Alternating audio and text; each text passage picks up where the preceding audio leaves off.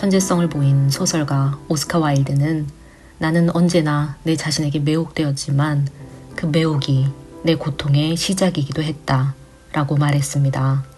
또 그는 내 비극은 내가 내 인생의 최고라는 것을 안다는 것이다 라고 말하며 자기애와 내면의 모순을 드러냈죠.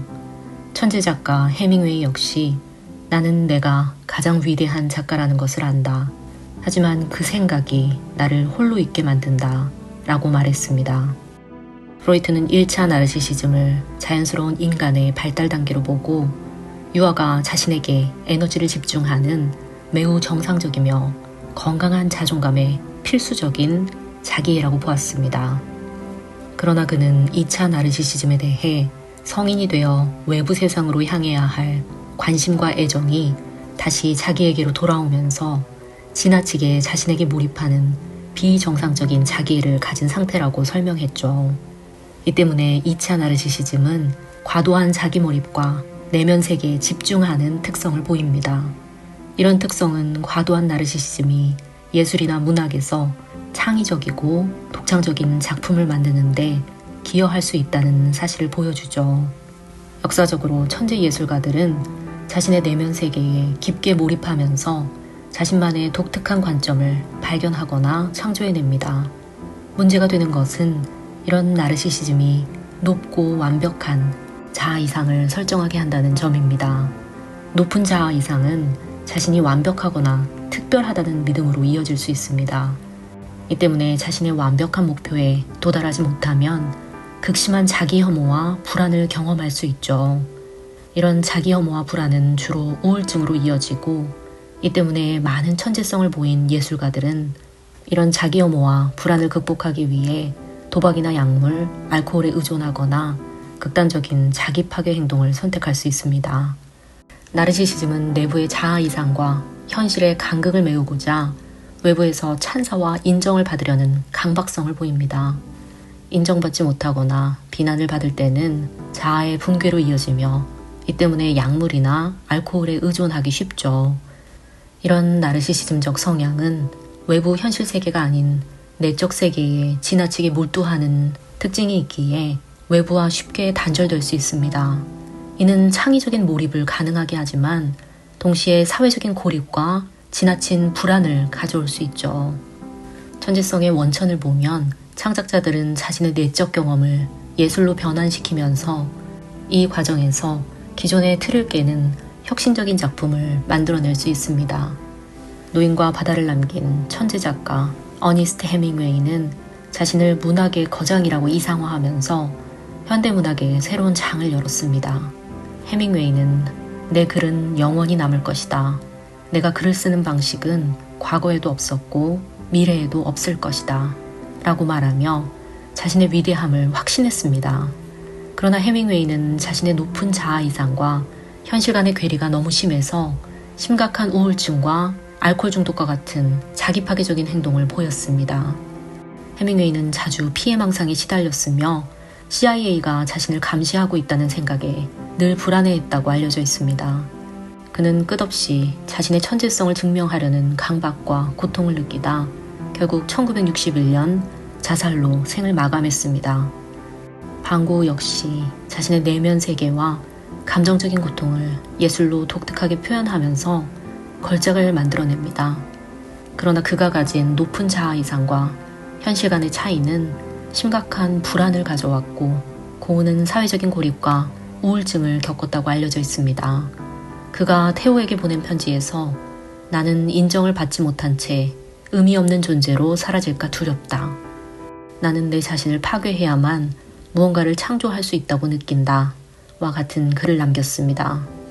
내적 불안정이 심했던 고은은 자신의 귀를 자르고 자기 파괴적인 행동을 표출했습니다. 그는 자신의 고통과 외부에서 인정받지 못했다는 생각에 정신적으로 매우 불안정한 삶을 살았으며 결국 자신의 삶을 스스로 마감하는 극단적인 선택으로 이어졌죠.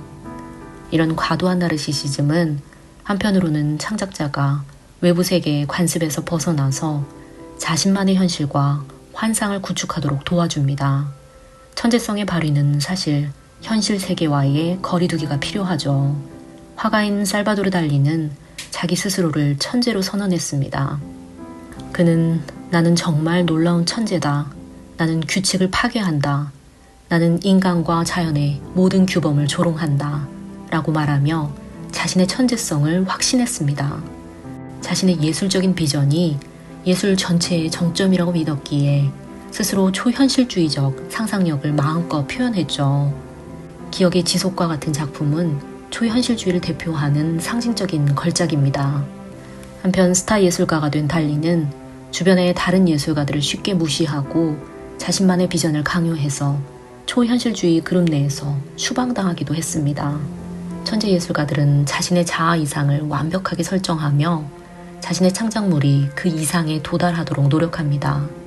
이런 높은 이상에 도달하려는 욕망은 완벽주의와 열정을 불러일으키면서 작품의 질을 극대화해주죠. 자기만의 방으로 유명한 작가 버지니아 울프 역시 나르시시즘적 성격을 보였습니다.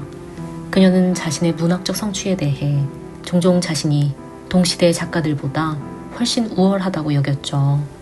그녀는 자신의 내적 세계와 글쓰기에 몰두하면서 타인과의 관계에서 거리를 두는 경향을 보였습니다. 그녀의 나르시시즘은 문학에서는 혁신을 이끌었지만 이는 결국 독이 되어서 내면의 불안과 우울증을 악화시키면서 비극적인 자살로 이어졌죠. 그녀는 나는 그저 모든 것이 끝났으면 좋겠다. 나의 머릿속이 나를 더 이상 파괴하지 않았으면 좋겠다. 라는 글을 남겼습니다. 또 다른 측면에서 볼 때 나르시시즘적 성격은 강렬한 자기애로 인해 환상과 몰입의 강도를 극대화시킬 수 있다는 장점이 있습니다. 이는 예술의 강렬한 환상과 감정을 담는 원천이 되어주죠. 1963년 31살의 나이로 극단적인 선택을 한 미국의 천재 여성 시인인 실비아 플러스는 자신을 고통받는 천재라고 설명했습니다. 그녀는 나는 나를 이해할 수 있는 사람은 없다고 생각한다. 나는 너무 복잡하고 너무 특별하다. 내가 느끼는 고통은 내가 만든 감옥이다. 나는 탈출할 길을 찾을 수가 없다.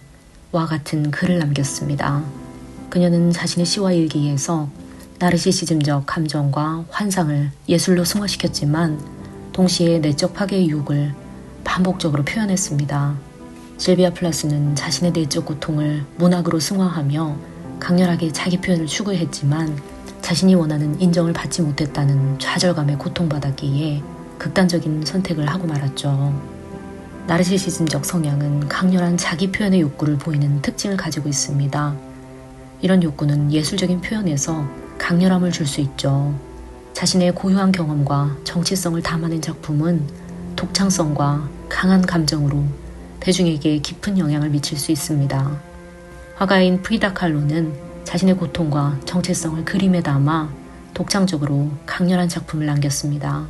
그녀의 작품 중 약 55점이 자화상입니다. 자신의 내면 세계를 표현하려는 그녀의 강한 욕구를 보여주죠. 프리다 칼로는 멕시코 의상을 입고 강렬한 눈썹을 강조하며 자신의 이미지 자체를 브랜드로 만들었습니다. 그러나 그녀의 나르시시즘적 성향은 외부의 인정에 과도하게 민감하게 반응하면서 자기 파괴적인 행동으로 이어졌다고 알려져 있죠. 진통제와 수면제와 같은 심각한 약물 남용과 심한 정서적인 불안은 그녀를 괴롭혔습니다. 그녀는 친구와 가족들에게 인생이 너무 고통스럽다는 말을 자주 했다는 기록이 남아있죠. 한편 과도한 나르시시즘은 외부로부터 끊임없는 인정과 찬사를 갈망하는 특징을 보이기에 이런 특성은 창작 동기를 강화해주는 이유가 될 수 있습니다. 외부에서 인정을 얻으려는 욕구는 창작자가 더 많은 에너지를 투입하고 작품의 수준을 극도로 높이게 만들죠. 오스카 와일드의 과도한 자기애는 그가 문학적인 천재성을 발휘하는데 원동력이 되었습니다. 오스카 와일드는 자기 자신을 위대한 문학적 혁신가라고 지칭하고 자신의 우월감을 확신했죠. 그는 나는 천재를 위한 법 아래에 살아야 한다. 보통 사람들의 법률은 나를 위해 만들어지지 않았다. 나는 대중에게 이해받기를 원하지 않는다. 대중은 너무 평범하다. 와 같은 글을 남겼습니다. 와일드는 타인의 찬사를 강하게 갈망했다고 알려져 있죠. 또 사소한 비판에도 저항하며 이를 공격적으로 방어하려 했습니다. 그는 자신의 나르시심적 성향 때문에 재치있고 독창적이며 사회적 위선을 비판하는 도리언 그레이의 초상과 같은 작품을 쓸 수 있었죠. 오스카 와일드의 자기애는 천재성에 기여했지만 자신의 지성과 매력을 과도하게 자만하면서 사회의 규범을 쉽게 무시하고 지나치게 대담하게 자신을 표현하다가 법적 문제로 감옥에 수감된 후 현실 세계와는 단절되면서 고립된 삶을 살았습니다. 나르시시즘은 예술적인 혁신에 기여할 수 있지만 동시에 현실 감각의 부족으로 한 인간의 삶에서는 비극적인 결과를 초래할 수도 있습니다. 이들은 모두 공통적으로 높고 완벽주의적인 자아 이상에 도달하지 못할 때 극심한 자기 혐오와 불안을 경험했죠. 또 타인과의 공감이 부족하고 자기중심적인 태도로 인간관계에 문제가 있었습니다.